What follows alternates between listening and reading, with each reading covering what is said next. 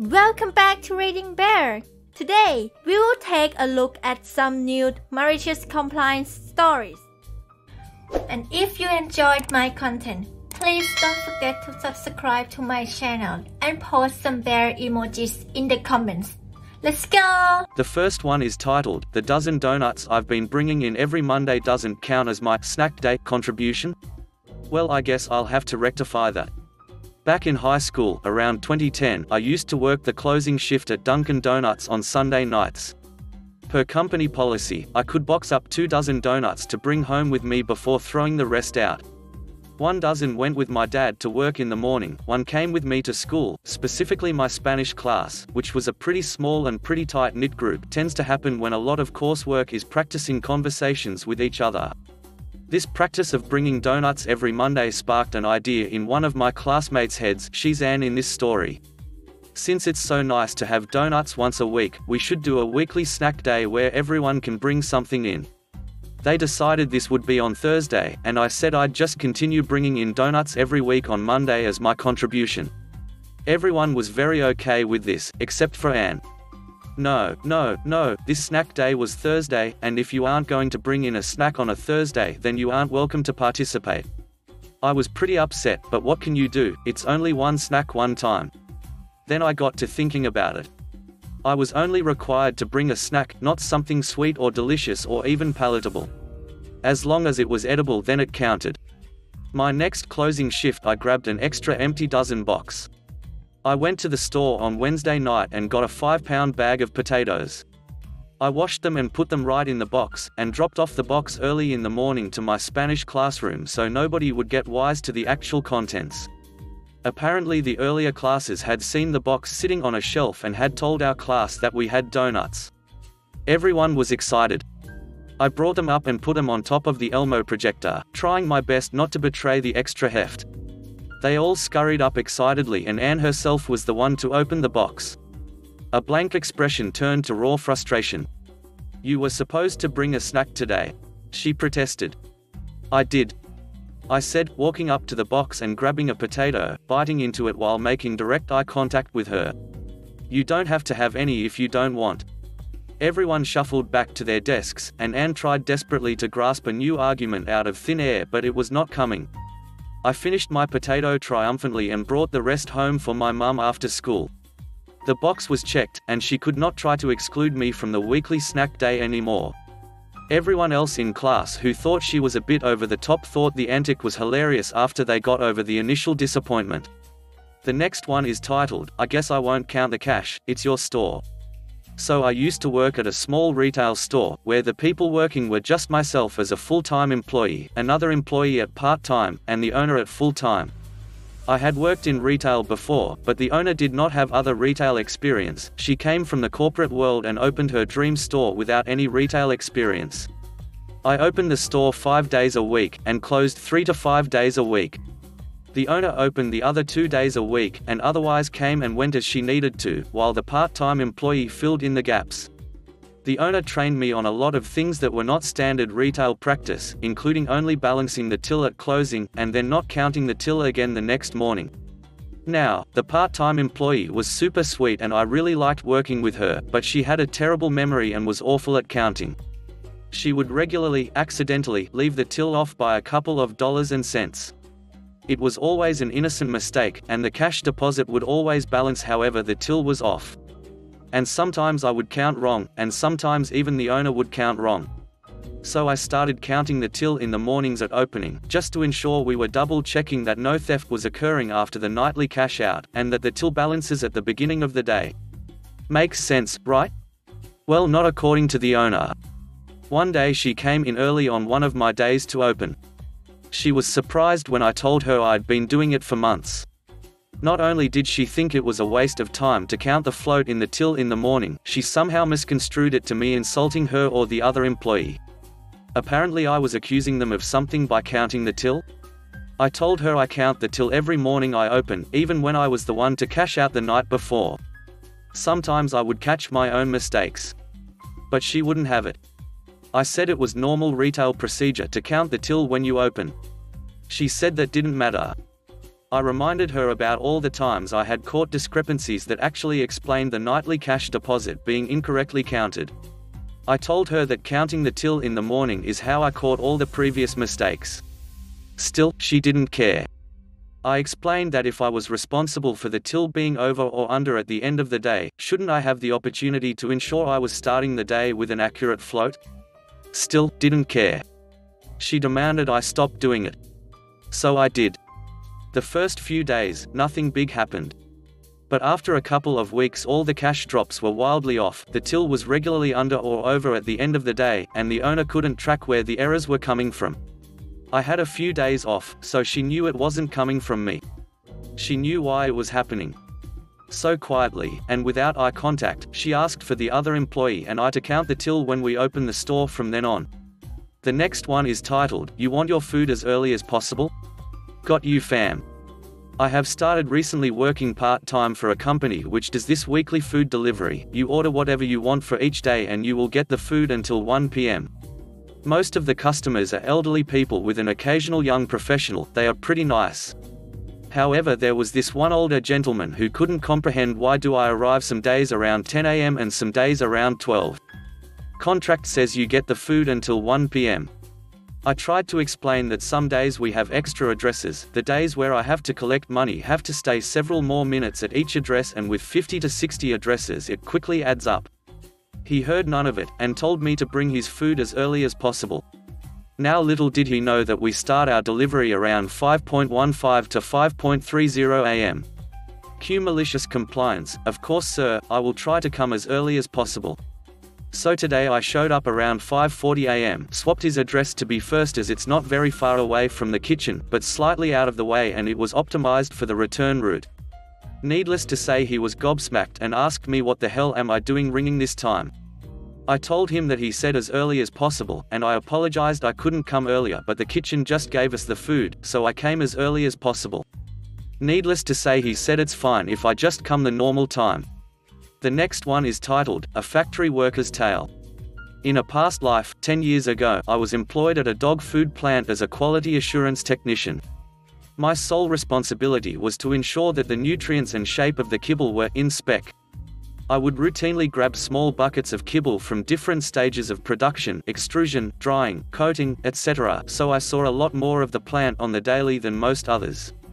One day I am grabbing samples from the finished product elevator, a 40 feet tall conveyor belt with large metal scoops attached, when I noticed bits of string in the foods. Maybe it was a one-off, so I wait a couple minutes and lo and behold, there is more string. Where would string be coming from? Quick inspection and it was found that the sides of the conveyor were scraping the walls and wearing the rubber and string off the belt. I inform the team lead and he stops the bagging machines. Team lead calls the shift manager, most amazing person I have ever worked under, and asks what we do. Shift manager calls the plant manager, this was around 1 a.m, who says check the last 10 bags off each bagger and if there is no string then keep bagging. No string was found in the bags, but I knew it was a just matter of time before there was enough that it would be easily found. So I fill out a damage report and trust it will be fixed over the weekend. The next Monday, I find more string. Uh-oh. I report it again. We check 10 bags. No string, so we keep bagging. I proceed to fill out a slip every time I collect kibble from the elevator, every hour, and still see no results. About 3 weeks later, during the final inspection, fire is carried out by upper plant management including plant manager. They find a string in one of the bags. They shut down the entire plant and start pulling pallets of dog food from the warehouse. UPM would slice into a bag, find string and go to the next pallet.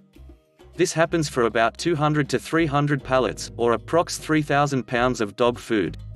Between foul production and lost production time, every 10 minutes or so of no production was around $3,000 to $4,000 United States dollars. The plant was not happy with the cost of this oversight.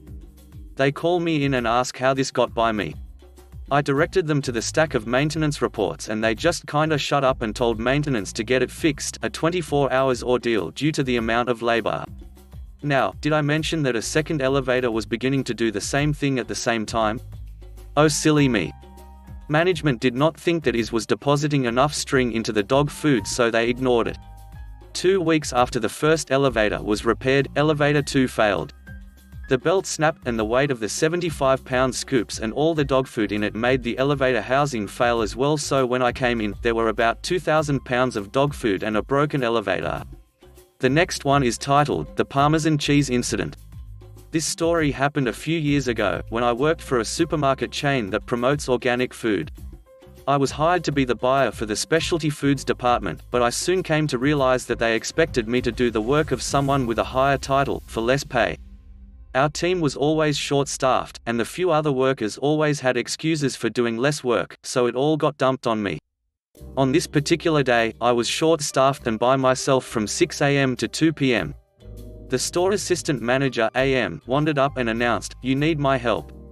You need more parm cheese out. I'll cut it." Now, first of all, while AM was a generally nice guy, he was the sort of inept person that made you wonder how the heck he made his way up to his position. He may have been good at customer service, but he had no skills whatsoever to help out in my department. He had tried helping in the past and had made a mess of things, so I learned my lesson there. The cheese in question is specifically known as Parmigiano Reggiano. A full wheel is about 85 pounds. Anybody who works in the specialty cheese industry knows that you need a special set of tools to hand cut it, as well as the skills needed. It is not a job for the novice. A new person must be trained, helped and monitored. Also, a second person comes in handy to help flip an 85 pounds wheel of cheese. I came to this job with years of experience, and I made a point to tell them during my interview that I cannot do this one job due to my arthritis. No problem, I was told, other team members can do it. So I explained to AM that I had another coworker coming in at 2 p.m. who was going to do it, because he knew how to do it, and was good at it. AM still wanted to do it. I tried explaining that you need to use special tools to cut it, and special training, and I didn't have time to stop and show him how to do it. "I'll figure it out," AM said. I tried asking AM to do a number of different, easier tasks to help me out instead. "No, I can cut the parm," AM said. I tried every diplomatic way to politely dissuade AM from doing this, but he insisted on doing it. I was overdue for my break anyway, so I told myself to just let this happen. I returned from my break to see what happened. An entire 85-pound wheel of expensive cheese was absolutely butchered. It was done with maximal waste, and each individual piece was wrapped up for sale in a way that would be unacceptable by the company's standards. I shrugged my shoulders. It wasn't my mess and I had my own job to do, orders to place and time deadlines to place them. The next day I show up and I am immediately attacked by the department team leader. I calmly explained what happened and she still wanted to blame me for it. She asked why I didn't take the time to train AM. I pointed out that I didn't have the time, being short-staffed. She asked why I didn't take the time to re-wrap, clean up and fix all the cheese.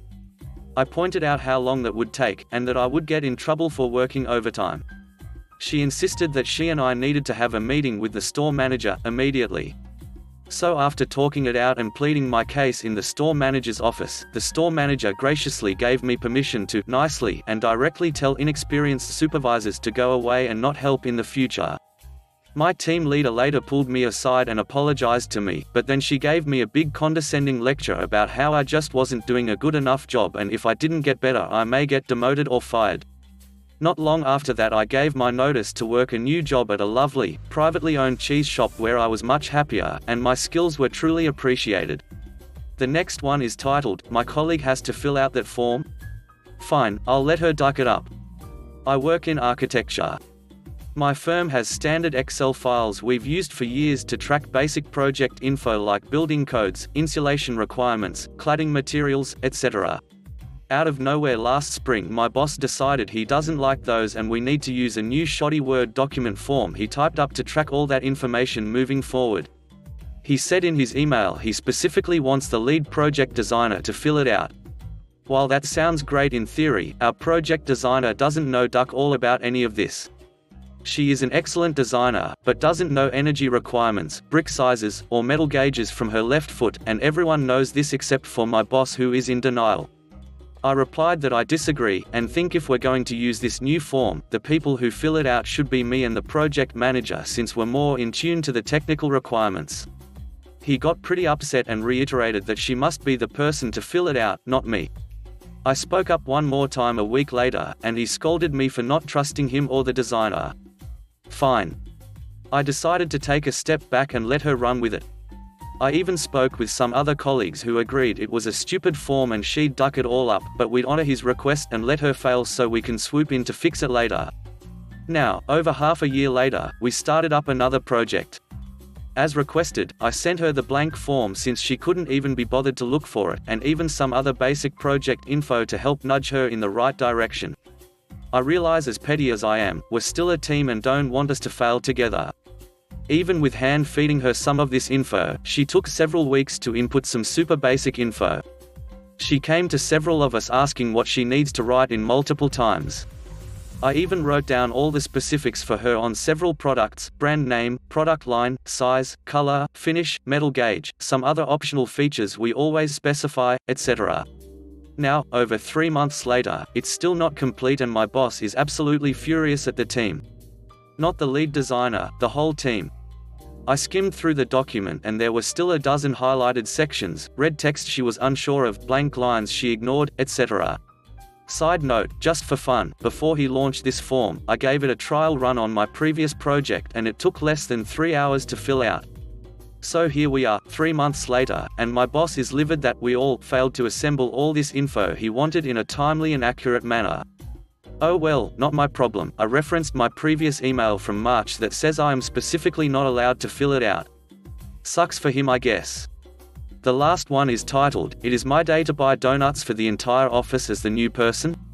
Well, okay. As the new person at my job, I was told multiple times that I was expected to provide donuts for the entire office. Normally, that's not a big deal, but 2 people in particular were rude and relentless about the donuts all week. Others joined in also. Apparently, these people recently extorted 2 boxes of Krispy Kremes from someone else. Examples of the behavior: mentioned buying donuts 20+ times, name-calling, interrupted meetings, powered off my computer, losing my work, refusing to answer legit work questions until I buy donuts, on and on. Here's the problem: I was hired in as a senior, 30 years old, and I was not necessarily loving the idea of being told to buy donuts over and over. Hazing really did not seem appropriate at this point of my career, or for anyone else. I didn't want to be a bad sport my first week, so I played along. I politely said that I will not have time this week but will get to it eventually. In terms of the workforce, I was mature, but I was not very mature as a person overall. I needed a creative way to address this problem. On my way to work, I decided to pick up a cheap bag of small powdered Hostess donuts at the gas station. I distributed the donuts one by one, desk by desk, making sure to do so barehanded from the bag. I presented the donuts extremely politely, careful to mask my passive-aggressive "F you" to the whole forced donut process. The reaction from the staff was a lot of the "deer in headlights" looks. People had no idea if I was a really nice, but clueless, person, or if I was totally saying "F you" to the entire donut idea. Most people took the safe choice of being pleasant in return. Some people tried to refuse, but I mentioned the big deal about buying donuts, and still left a donut on every desk. I had originally considered providing a donut to everyone except the last 2 idiotic pushy people. I started verbally setting it up where they would not receive a donut. However, these 2 idiots were still openly verbally complaining about donuts, as adults. I could tell that this was not going to go away. They could not take a hint to back off. My idea to passive-aggressively snub them was no longer good enough. This had to be more direct. I decided I was 100% done with these guys, regardless of the consequences. I told them I had another idea. I grabbed a plastic knife from the break room, and cut the remaining donut in half the long, horizontal way, so I still had 2 circles. The yellow cake was now visible. Then, the most brilliant idea of my life. A new way to hold donuts. 1 donut on each middle finger, with my middle finger in the center hole of each donut. I stopped at both desks. The first guy had his choice of 2 half donuts on my middle fingers. That's right, I was able to give him a double donut middle finger.